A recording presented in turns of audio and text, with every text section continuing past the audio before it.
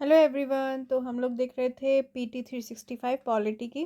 तो उसमें हम लोग ने काफ़ी सारे टॉपिक कर लिए हैं पॉलिटी में। अब थर्ड शुरू हो रहा है, केंद्र राज्य संबंध, सेंट्रल स्टेट रिलेशंस। तो इनमें देखते हैं फर्स्ट टॉपिक, 7वीं अनुसूची में सुधार, रिफॉर्म इन 7th शेड्यूल। देखिए इसमें क्या है, आपका एक साल का करंट अफेयर पूरा हो रहा है प्रीलिम्स के लिए और काफ़ी क्वेश्चंस इससे आते हैं, तो ये आपके लिए बहुत बेनिफिशियल रहेगा। इसको रिवाइज करते रहें, ठीक है, और इसको अच्छे से पढ़ लें तो बाकी एग्ज़ाम्स के लिए भी आपके लिए बेनिफिट होगा, ठीक है। तो रिफॉर्म इन सेवेंथ शेड्यूल जो है उसमें है, तो देखते हैं क्यों न्यूज़ में है। हाल ही में कई विशेषज्ञों ने भारतीय संविधान की 7वीं अनुसूची पर पुनर्विचार करने का समर्थन किया है। देखिए क्या होता है ना, समय के साथ चीज़ें चेंज भी होती हैं, बहुत से नए मुद्दे आ जाते हैं। जैसे आप देखिए कि पर्यावरण कितना गंभीर मुद्दा बनता जा रहा है, प्रदूषण। तो जो 7वीं अनुसूची है कि मतलब केंद्र पे कुछ शक्तियां हैं, कानून बनाने की राज्य पे कुछ शक्तियां हैं, कुछ दोनों के पास हैं, तो उसको समय के साथ देखना पड़ता है। तो कई विशेषज्ञों ने भारतीय संविधान की जो 7वीं अनुसूची है उस पर पुनर्विचार करने का समर्थन किया है। 7वीं अनुसूची के बारे में क्या है, संविधान के आर्टिकल 246, ठीक है, 246 जो है के तहत 7वीं अनुसूची केंद्र एवं राज्य सरकारों के मध्य शक्तियां उत्तरदायित्व का विभाजन करती हैं। देखिए एक सेंटर है हमारे देश में और बाकी क्या है, स्टेट है, ठीक है, आपने देखा है। तो सबकी उनकी अपनी अपनी शक्तियाँ अलग अलग है। तो जो सात आर्टिकल 246 है उसके तहत क्या है, 7वीं अनुसूची जो केंद्र है और राज्य है, सरकारों के मध्य शक्तियों और उत्तरदायित्वों का विभाजन करते हैं, ठीक है, उनकी अपनी अपनी शक्तियाँ, अपने अपने उत्तरदायित्व हैं। यह अनुच्छेद इन सरकारों के कर्तव्यों और उत्तरदायित्वों को 3 सूचियों यथा संघ सूची, राज्य सूची और समवर्ती सूची के रूप में निर्दिष्ट करता है। तो ये जो आर्टिकल है वो इन सरकारों के जो कर्तव्य हैं, जो उत्तरदायित्व है, उनको 3 सूची में बांट देता है, संघ सूची, राज्य सूची, समवर्ती सूची। संघ सूची मतलब जिसपे केंद्र कानून बना सकती है, राज्य सूची जिसपे राज्य कानून बना सकते हैं, समवर्ती सूची जिसपे दोनों कानून बना सकते हैं। याद रहेगा आपको, ठीक है। आर्टिकल 246 याद रखिए कि दोनों में शक्तियों का विभाजन इसमें है। और जो है ये इस आर्टिकल से 3 सूचियां हैं, संघ सूची, राज्य सूची और समवर्ती सूची। आर्टिकल 248 संसद को अवशिष्ट शक्तियां प्रदान करता है। अब देखिए कुछ ऐसी भी तो बातें आ जाएंगी ना जो इन तीनों सूची में ना आती हो, तो जो बची हुई शक्तियां हैं, ठीक है, वो किसको है, सेंटर के पास है। तो 248 क्या है, संसद के पास है, संसद को अवशिष्ट शक्तियां प्रदान करता है, ठीक है, बची हुई शक्तियां संसद के पास है। अवशिष्ट शक्तियां ऐसे विषयों पर अधिकारिता की शक्ति को संदर्भित करता है जिनका राज्य सूची तथा समवर्ती सूची में उल्लेख नहीं किया गया है। अवशिष्ट शक्तियां मतलब बची हुई शक्तियां ऐसे विषयों पर अधिकारिता की शक्ति है जिसमें मतलब जिसका जिन विषयों का ना राज्य सूची में उल्लेख है ना समवर्ती सूची में है, ठीक है। अब क्या बोला गया है, 7वीं अनुसूची में संशोधन। 7वीं अनुसूची में संशोधन की प्रक्रिया। अब इसमें अगर संशोधन करना हो तो कैसे करेंगे, क्योंकि हर चीज़ की प्रक्रिया संविधान में बताई गई है। तो देखिए इसमें संविधान के भाग जो 20 है के अंतर्गत आर्टिकल 368 में दी गई प्रक्रिया के अनुसार संशोधन किया जा सकता है। तो संविधान के भाग 3 के अंतर्गत जो संशोधन करने का जो आर्टिकल है, अनुच्छेद है 368, उसमें दी गई प्रक्रिया के अनुसार 7वीं अनुसूची में संशोधन किया जा सकता है। इसके लिए संसद के विशेष बहुमत, देखिए नोट करिए, संसद के विशेष बहुमत, देखिए साधारण बहुमत होता है, ठीक है, ऐसे तो इस यहाँ पर क्या है, विशेष बहुमत अर्थात क्या मतलब होगा, अर्थात सदन के कुल सदस्यों का बहुमत, जितने भी सदस्य हैं, मान लीजिए 500, 550, जितने भी सदस्य हैं उनके कुल सदस्यों का बहुमत, ठीक है, और सदन में उपस्थित और मतदान करने वाले सदस्यों का कम से कम 2/3 बहुमत, मतलब जो ज़्यादा है, ठीक है। अब देखिए मतलब 51% टोटल सदस्यों का होना चाहिए, ठीक है, या फिर जो उस वक्त हैं, मान लीजिए 500 में से 400 ही आए हैं, तो जो है और जो वोट कर रहा है उनका 2/3, 2/3, दोनों में से जो ज़्यादा होगा वो माना जाएगा, उसे कहेंगे विशेष बहुमत। तो संसद के विशेष बहुमत की आवश्यकता होती है। तो इसमें अगर संशोधन करना है 7वीं अनुसूची में तो संसद का विशेष बहुमत चाहिए। साथ ही साधारण बहुमत के आधार पर आधे राज्यों की विधानसभाओं की सहमति भी आवश्यकता होती है। साथ में क्या चाहिए, जो आधे राज्य हैं, जितने भी राज्य हैं उसमें से आधे राज्यों की जो विधानसभा है वो साधारण बहुमत, ठीक है, देखिए कौन या इस राज्यों का साधारण बहुमत के आधार पर आधे राज्यों की विधानसभाओं की सहमति जरूरत होगी, ठीक है। तो कौन से भाग 20 के 368 में दिया गया है संशोधन, इसमें संसद का विशेष बहुमत और आधे राज्यों का साधारण बहुमत चाहिए, ठीक है। ये हो गया हमारा। देखिए एक अन्य प्रावधान जिसके तहत इस प्रक्रिया में संशोधन किया जाता है, राष्ट्रपति का निर्वाचन और उसकी विधि, ठीक है।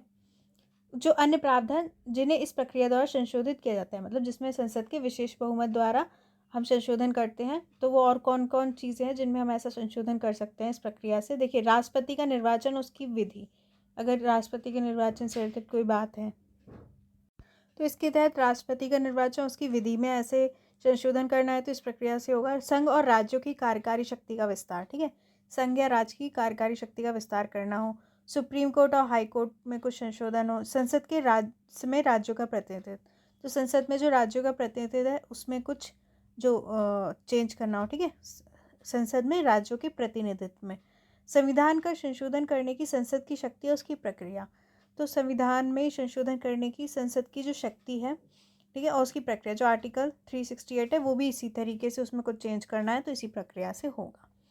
अभी साइड का जो हम पढ़ लेते हैं। सूची लिस्ट को बनाए रखने के पीछे तर्क, मतलब जो 7वीं अनुसूची है उसको बनाए रखने के तर्क क्या है। भारत की एकता और अखंडता को सुनिश्चित करने हेतु, भारत की एकता और अखंडता जैसी है वैसी रहे, सहकारी संघवाद को बढ़ावा देने हेतु, ठीक है, सहकारी संघवाद हो, केंद्र राज्य आपस में मिलकर काम करें, प्रांतीय स्वायत्तता को सुनिश्चित करने हेतु, जो प्रांत है मतलब जो राज्य हैं वो अपनी स्वायत्तता से काम कर सकें, संतुलित आर्थिक विकास हेतु, संतुलित आर्थिक विकास हो सके, उत्तरदायित्व गवर्नेंस को बनाए रखने हेतु, उत्तरदायित्व गवर्नेंस बनाए रखा जा सके।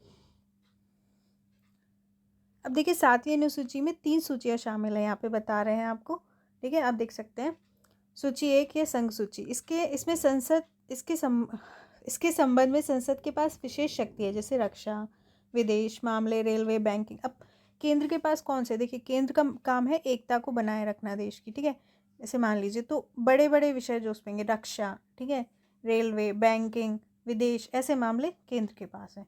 संघ सूची 100 विषय शामिल है, संघ सूची में 100 विषय हैं, 100 है, मूल रूप से 97 थे, पहले 97 थे फिर 100 कर दिए। फिर देखिए सूची 2 या राज्य सूची जो है, इसके संबंध में राज्य विधानमंडलों के पास विशेष शक्ति है, जैसे लोक व्यवस्था, पुलिस, लोक स्वास्थ्य, स्वच्छता, दाव और जुआ आदि, ठीक है। अब मान लीजिए दूसरी सूची क्या है, राज्यों के पास जो शक्ति है जिस पे राज्य कानून बना सकता है, तो जैसे क्या हो गया, लोक व्यवस्था देखिए राज्य बना सकता है, पुलिस, लोक स्वास्थ्य, है ना, ये सब कौन काम करेगा, स्वच्छता, ये सब राज्य काम करेगा। राज्य सूची में 61 विषय हैं, ठीक है, टोटल 61 है, मूल रूप से 66 थे, ठीक है, ये याद रखिए, अब 61 है। जो सूची तीसरी है समवर्ती सूची, यानी राज्य और केंद्र दोनों, हाँ, केंद्र और राज्य दोनों बना सकते हैं जिन पे कानून, ठीक है। तो समवर्ती सूची, इसके संबंध में संसद और राज्य विधानमंडल दोनों को शक्तियाँ प्राप्त है, संसद और राज्य विधानमंडल दोनों को शक्तियाँ इस पे है। जैसे क्या हो, कौन से विषय आ गए इसमें, शिक्षा, जनसंख्या नियंत्रण, परिवार नियोजन, आपराधिक कानून, वन्य जीवों और जानवरों की सुरक्षा, वन आदि, ठीक है। अब समवर्ती सूची में 52 विषय शामिल हैं, पहले कितने थे, 47 थे। देखिए हमने पढ़ा 3 सूचियाँ होती हैं 7वीं अनुसूची में। अब इसमें आगे देखते हैं, ठीक है, इसकी हिस्ट्री देखते हैं। 7वीं अनुसूची का विकास, मतलब हिस्ट्री में जाएंगे कैसे हुआ। 1961 में क्या हुआ, भारतीय परिषद अधिनियम आया था, सॉरी 1861 में आया था भारतीय परिषद अधिनियम के अंतर्गत प्रांतीय विधान परिषदों का प्रावधान किया गया था। इसके अंतर्गत प्रांतीय विधान परिषदों का प्रावधान था, इनमें पर्याप्त भारतीय प्रतिनिधित्व था, ठीक है।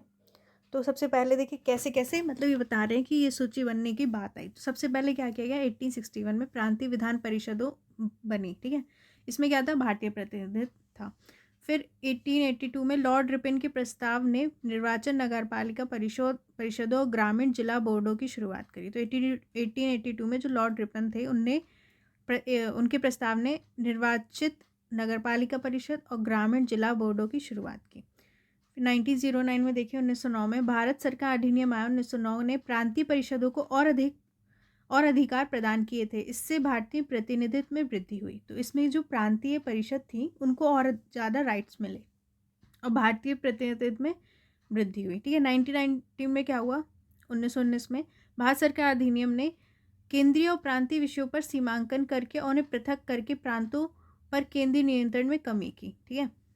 तो इन्होंने क्या किया, देखिए यहाँ पे 1990 में केंद्रीय और जो प्रांतीय विषय थे उनका सीमांकन करा और उनको अलग करा, प्रांतों पर केंद्रीय नियंत्रण में कमी की, ठीक है। अब देखिए ऐसा होता है ना कि अगर आप उन्हें शक्ति नहीं देंगे तो फिर वो अच्छे से काम कैसे कर पाएंगे प्रांत, ठीक है।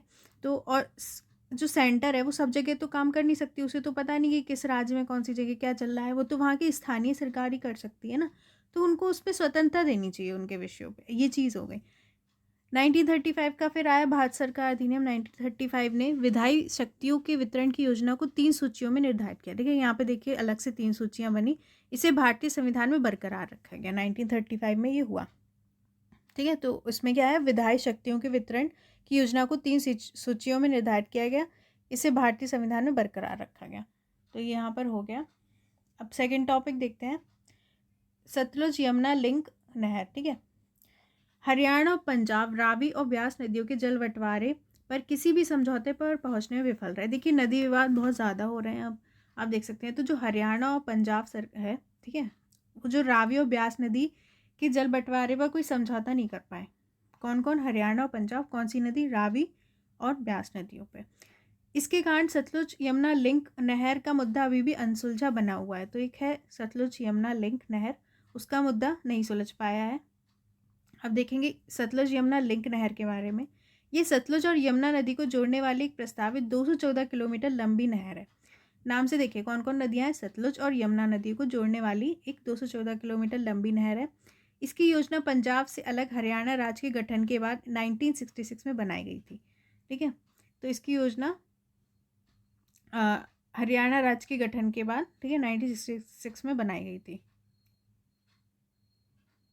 देखिए इसमें हरियाणा को रावी ब्यास नदियों के अतिरिक्त जल का औसत वार्षिक हिस्सा प्रदान करने का प्रस्ताव किया गया है। इसमें क्या है, हरियाणा को रावी ब्यास नदियों का जो अतिरिक्त जल है उसका औसत वार्षिक हिस्सा प्रदान करने का प्रस्ताव किया कि हरियाणा को रावी ब्यास नदियों का जो अतिरिक्त जल है उसका औसत वार्षिक हिस्सा दिया जाएगा।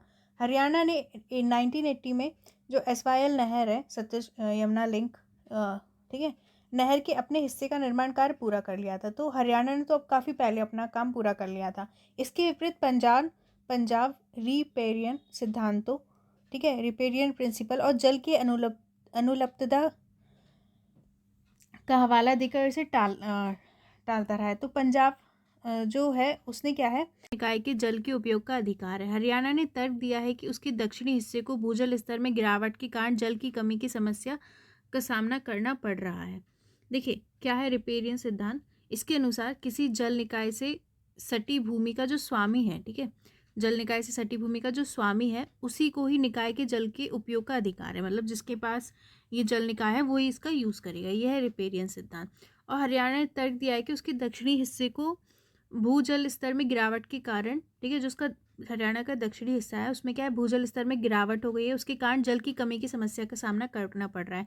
अब क्या होता है ना, एक राज्य को पानी की कमी है, उसको समस्या है, अब दूसरा राज्य पानी देना चाहता नहीं है, तो ये बड़ी समस्या आ रही है। तो अब यहाँ पर एक उसमें देख सकते हैं पूरा सतलुज यमुना लिंक कैनाल सामने देख सकते हैं, ठीक है। ऊपर हिमाचल प्रदेश दिख रहा है, फिर आपको इधर पे छत्तीसगढ़ दिख रहा है, उत्तर प्रदेश दिख रहा है, ठीक है, हरियाणा पंजाब दिख रहे हैं, और बीच में आपको दिख रही है नहर, ठीक है, ब्लू लाइन से। तो आप देख सकते हैं सतलुज यमुना लिंक कैनाल कैसे गई है। और गोविंद सागर दिख रहा है, भाखड़ा डैम दिख रहा है, नागल डैम दिख रहा है, आप सामने देख सकते हैं, है ना। काफ़ी सारी चीज़ें आप यहाँ पर देख सकते हैं। तो फिर इसके बाद आगे देखते हैं, देखिए क्या है, हाँ ये काफ़ी इंपॉर्टेंट चीज़ दी हुई है, अंतर्राज्यीय नदी जल विवादों से जुड़े जो संवैधानिक प्रावधान है। देखिए अब ये आ सकता है ना कि जो नदी विवाद होते हैं उनसे जुड़े क्या संवैधानिक प्रावधान है, मतलब ऐसा होगा तो हम क्या करेंगे फिर। तो देखिए 7वीं अनुसूची राज्य सूची का जो विषय क्रमांक 17 है, जल आपूर्ति, सिंचाई, नहरें, ड्रेनेज आदि। तो देखिए मैंने अभी आपको पढ़ाया शक्ति का विभाजन, ठीक है। तो जो राज्य सूची है उसमें भी आता है कि जल आपूर्ति, सिंचाई, नहरें, ड्रेनेज, इसको सब राज्य देखेगा विषय क्रमांक 17 में। संघ सूची का विषय क्रमांक 56 है, अंतर्राज्यीय नदी घाटियों का विनियमन और विकास। अगर अंतर्राज्यीय नदी घाटियों का विनियमन मतलब रेगुलेशन करना, उनका विकास, तो ये सेंटर का काम है। आर्टिकल 262 है, ठीक है, 262, उसमें क्या है, अंतर्राज्यीय नदियों या नदी घाटियों के जल से संबंधित विवादों का न्याय निर्णय। मतलब राज्य नदियाँ, मतलब जो नदी बाग मतलब एक ज़्यादा राज्यों से होकर जा रही है, नदियों या नदी घाटियों के जल से संबंधित जो विवाद होगा उसका न्याय निर्णय इस आर्टिकल में दिया है। आर्टिकल 262 द्वारा प्रदत्त शक्तियों का प्रयोग करते हुए संसद ने अंतर्राज्यीय जल विवाद अधिनियम 1956 पारित किया। तो इस आर्टिकल से क्या है, संसद ने अंतर्राज्यीय जल विवाद अधिनियम पारित किया था 1956। तो देखेंगे अंतर्राज्यीय जल विवाद अधिनियम, यह केंद्र सरकार को अंतर्राज्यीय नदी विवाद के न्याय निर्णय के लिए अधिकरण ट्रिब्यूनल गठित करने का अधिकार देता है। तो जो केंद्र सरकार है, ठीक है, वो अगर ऐसा कोई विवाद हो रहा है तो क्या है, उसके लिए ट्रिब्यूनल अधिकरण गठित कर सकती है, उसका ये अधिकार है। अधिकरण का निर्णय अंतिम और विवाद से संबंधित पक्षकारों के लिए बाध्यकारी होगा। अब ट्रिब्यूनल जो निर्णय देगा वो क्या होगा, बाध्यकारी होगा, मतलब उन्हें मानना ही पड़ेगा। अंतर्राज्यीय नदी जल विवाद संशोधन अधिनियम मूल अधिनियम के तहत विवाद निपटान तंत्र को प्रतिस्थापित करता है। जो अंतर्राज्यीय नदी जल विवाद संशोधन अधिनियम, मतलब इसमें कुछ संशोधन किए गए, मूल अधिनियम के तहत जो विवाद निपटान तंत्र है उसको प्रतिस्थापित करता है। इसके लिए ये विवाद समाधान कमेटी, डिस्प्यूट रिजोल्यूशन कमेटी और विवाद निपटान के लिए एक स्थायी अधिकरण के गठन का प्रावधान करता है। तो इसमें कुछ संशोधन किए गए। इसमें कहा गया है कि विवाद समाधान समिति बनाई जाएगी और विवाद निपटान के लिए एक स्थायी अधिकरण बनाया जाएगा। अब देखिए यहाँ पे प्रमुख अंतर्राज्यीय नदी जल विवाद जो चलते हैं, देखिए रावी व्यास सतलुज संबंधित अभी हमने पढ़ा, ठीक है, पंजाब हरियाणा राजस्थान में है। यहाँ पे आप देखिए नदियाँ भी देख सकते हैं, काफ़ी सारी आपको दी हुई है। तो रावी व्यास सतलुज पंजाब हरियाणा राजस्थान में विवाद है। नर्मदा किस में है, मध्य प्रदेश गुजरात महाराष्ट्र राजस्थान में विवाद है। जिस राज्यों से जा रही है अब तो वो देख लो बस। मार्डेल और मांडोवी महादई गोवा कर्नाटक महाराष्ट्र में, ठीक है। कृष्णा महाराष्ट्र आंध्र प्रदेश कर्नाटक, ठीक है। कृष्णा संबंधित जो विवाद है वो महाराष्ट्र आंध्र प्रदेश कर्नाटक में है। पेरियार का किस में है, तमिलनाडु और केरल में है। कावेरी का विवाद कर्नाटक तमिलनाडु केरल पुडुचेरी में है। गोदावरी का आप देख सकते हैं सामने आपको सारी नदियाँ वैसी दिख रही है, महाराष्ट्र आंध्र प्रदेश तेलंगाना कर्नाटक ओडिशा और मध्य प्रदेश में विवाद है। वामसाधारा या वंशधारा आंध्र प्रदेश और ओडिशा में विवाद है। अब आप सामने नदियाँ देख सकते हैं, इंडस, झेलम, चेनाब, रावी, ब्यास, सतलज, ठीक है, और बहुत सारी, यमुना, गंगा, चंबल, लूनी, सतलुज, सियांग, लोहित, ब्रह्मपुत्र, ठीक है, कोसी, गंडकी, महानदी, वंशधारा, तापी, गोदावरी, भीमा, कृष्णा, कावेरी, पेरियार, ये सब नदियाँ आप देख सकते हैं। देखिए कहाँ ये हमने पढ़ा था, ठीक है। उनका यह कहना भी है कि एराडी ट्रिब्यूनल 1986 द्वारा दिए गए आकलन के बाद भी हरियाणा राज्य को जल में उसके उचित हिस्से से वंचित किया गया है। तो जो एराडी ट्रिब्यूनल 1987 बनाया गया होगा उसके द्वारा किए गए आकलन के बाद भी हरियाणा राज्य को, मतलब उसने जो आकलन किया उसके बाद भी जो हरियाणा राज्य उसको जल में उसके उचित हिस्से से वंचित कर दिया गया, ठीक है। अब अदर इम्पॉर्टेंट न्यूज़ है वो हम देखते हैं नेक्स्ट वीडियो में। Thank you.